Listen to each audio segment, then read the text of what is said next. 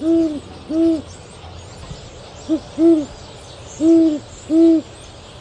itu, tanpa musisi di dunia ini pasti akan terasa sepi. Seorang musisi ada yang berbakat, ada yang bekerja keras, dan ada pula yang mengambil jalan pintas. Inilah 3 musisi yang diyakini membuat perjanjian dengan iblis.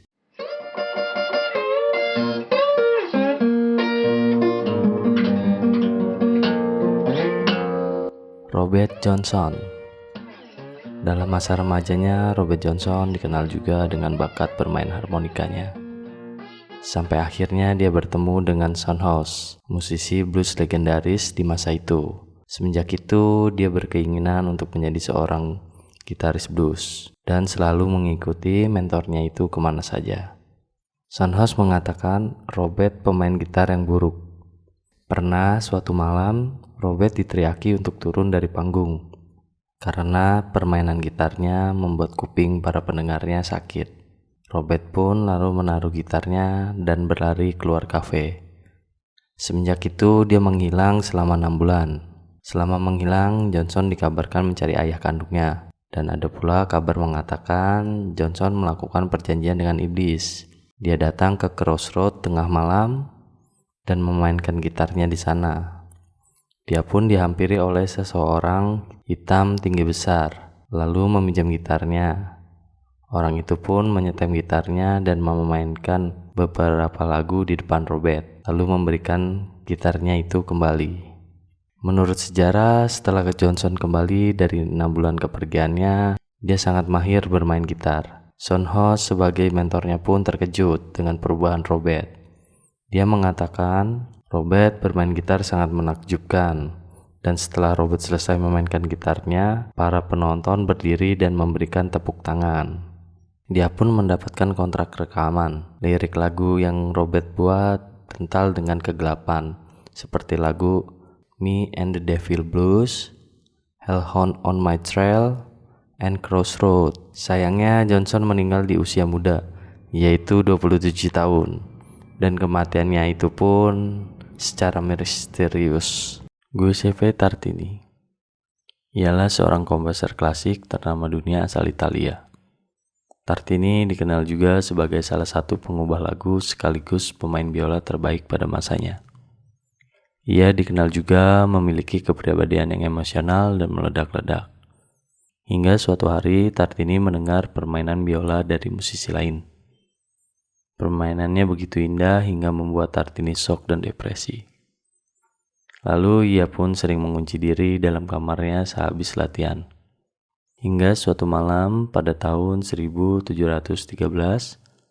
dia bermimpi telah membuat perjanjian dengan iblis dan menukar jiwanya untuk menjadi pelayan dan guru bermusik iblis.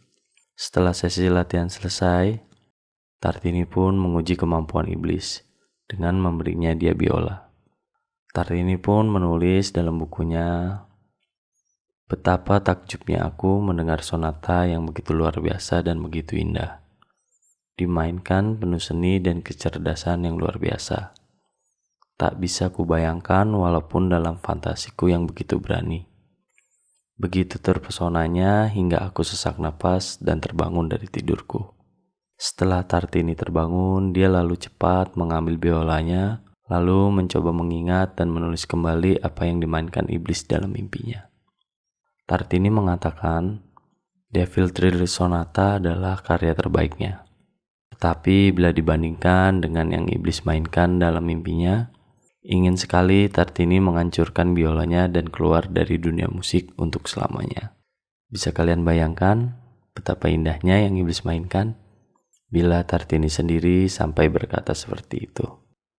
Niccolò Paganini dilahirkan pada tanggal 27 Oktober 1782 di Genoa, Italia. Niccolò Paganini adalah musisi yang berbakat dan dianggap sebagai salah satu pemain biola terbesar sepanjang masa. Dia adalah salah satu pemain biola solo pertama kali tampil tanpa lembaran musik di depan umum. Sebagai gantinya, ia lebih memilih untuk menghafal. Paganini adalah pria yang mencolok, dengan pipi cekung, kulit pucat, dan bibir tipis. Dia sangat tinggi dan kurus, dan sering berpakaian hitam. Rumor mengatakan dia menukar jiwanya dengan iblis untuk mendapatkan bakat dan pamor. Ini dibuktikan saat ia konser di Wina, di mana salah satu penonton mengatakan ia telah melihat iblis membantu Paganini bermain.